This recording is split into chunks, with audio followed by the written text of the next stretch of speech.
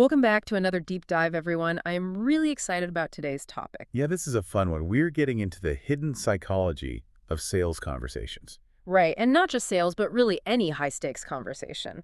We are looking at why the most common instincts we have when we try to persuade someone are actually setting us up to fail. It is wild. Yeah. We are pulling from a really comprehensive document today.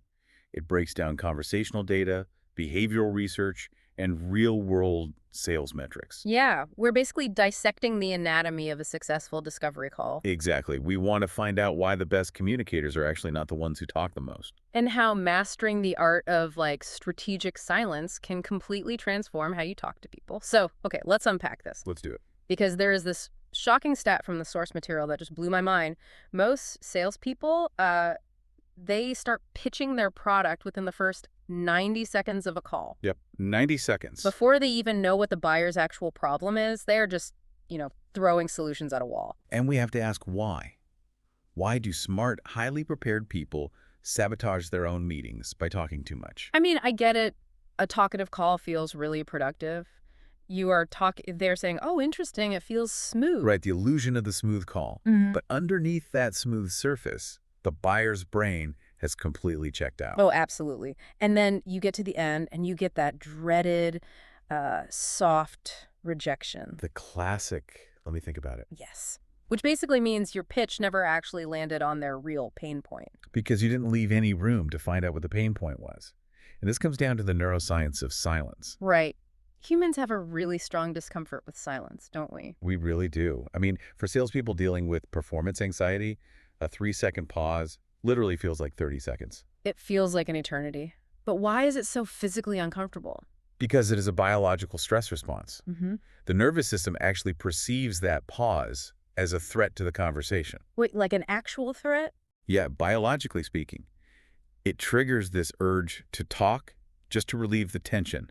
So you are trading long-term success for this, short-term relief of filling the quiet. That is so crazy. It's like going to a doctor who starts prescribing you medication the second you walk in the door. Yes, perfect analogy. Like you haven't even sat down and they haven't asked where it hurts, but they are just handing you pills. You would run out of there. You would never trust that doctor. Yeah.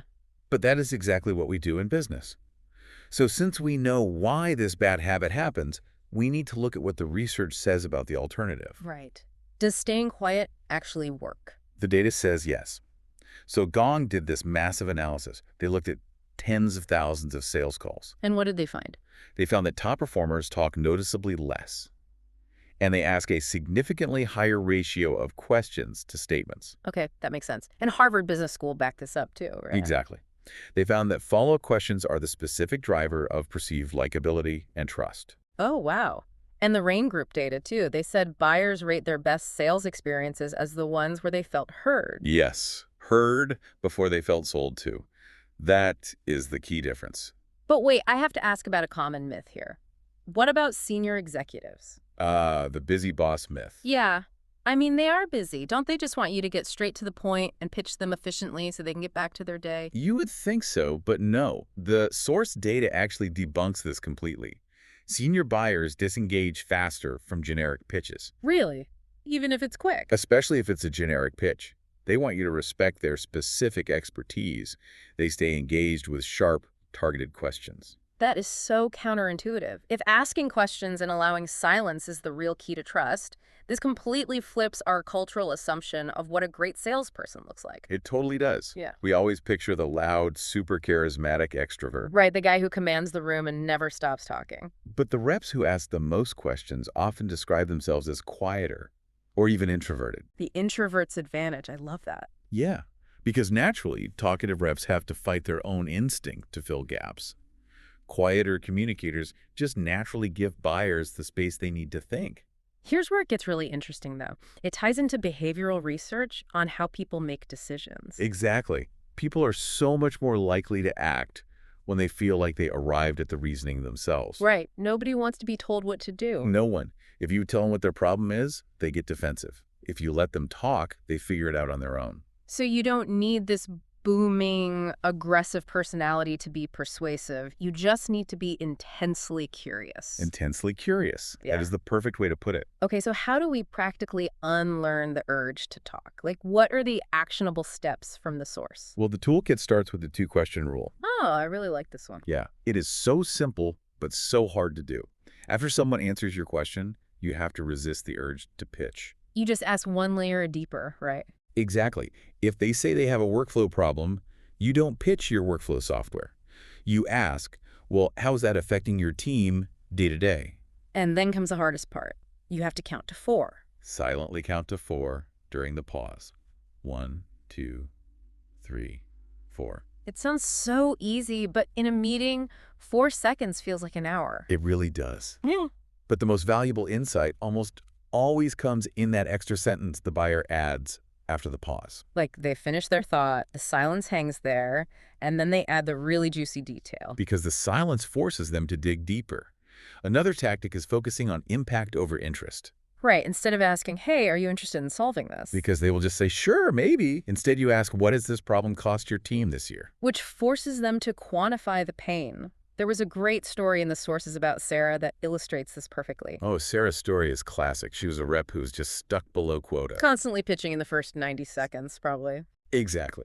So she finally tried this out. She asked the logistics company what their current workaround was for a problem. And then she just waited. She just sat there in the silence, and the buyer ended up revealing that this little workaround was costing them 10 hours a week. 10 hours just because she didn't jump in and interrupt him. Right. She centered her entire proposal on that exact detail. She closed the deal in 2 weeks. That is incredible.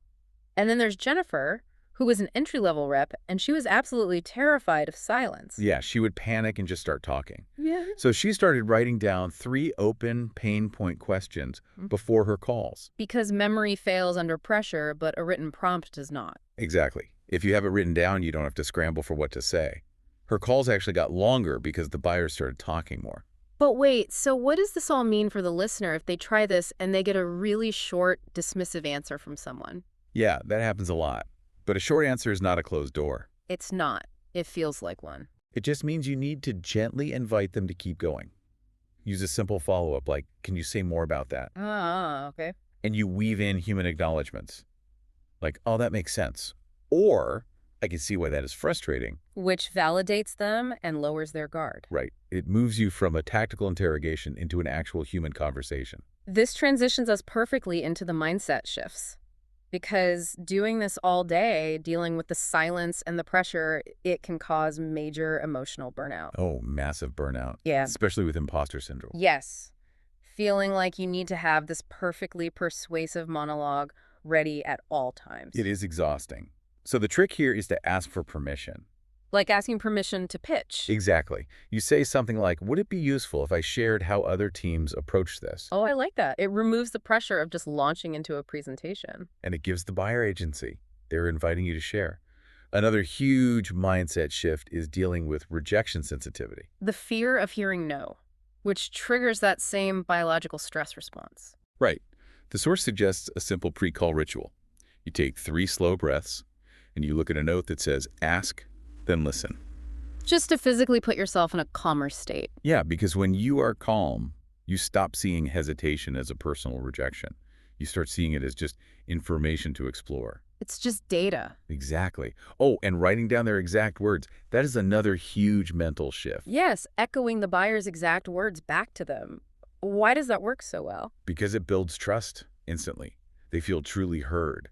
And for the rep, it actively reduces pipeline anxiety. Because you aren't desperately chasing cold leads anymore. Your current deals are actually built on a solid foundation of trust. Right. If we synthesize all of this, the core mindset shift is moving from, I need to prove my product is good, to, I need to understand if and how this problem is really costing them. yes, from proving to understanding. And this has to happen at the leadership level too, right? Like Michael, the sales leader from the sources. Yeah, Michael realized his own bad habits were creating a ceiling for his entire team. He was talking over everyone. He was. And when he started embracing silence and having his team focus on talk time ratios, their numbers went up. It trickles down from leadership. So if we pull back, What is the ultimate lesson here for the listener? Whether you are selling software or pitching an idea to your boss, or even just trying to convince your partner of something.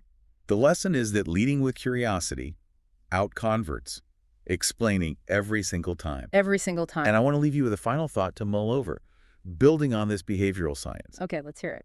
If giving people the space to articulate their own problems makes them exponentially more likely to solve them, Right. how much of our everyday conflicts with our partners, our kids, our friends, how much of that is just us pitching a solution in the first 90 seconds Oh, wow. before we have ever confirmed their actual pain? We are just throwing pills at them without asking where it hurts. That is a really powerful thought. These thoughts, these questions, they don't have to stop here.